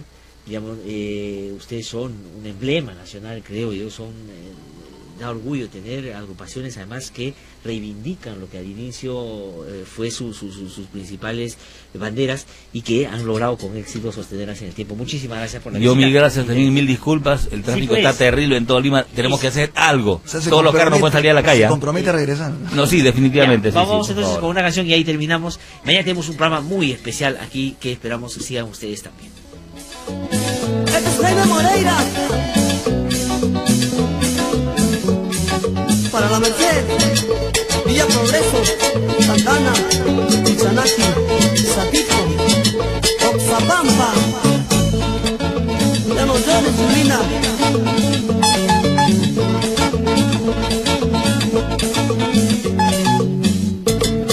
Si se marchó sin un adiós, que se vaya, que se vaya.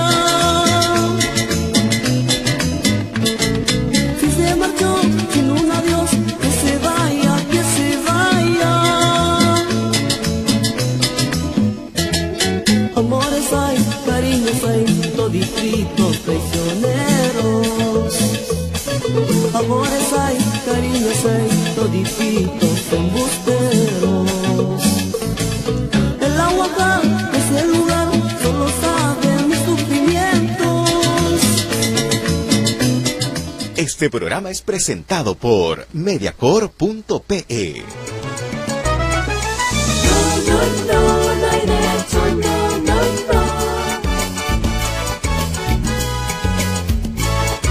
El Instituto de Defensa Legal presentó No hay derecho, un espacio de noticias, diálogo, debate y participación.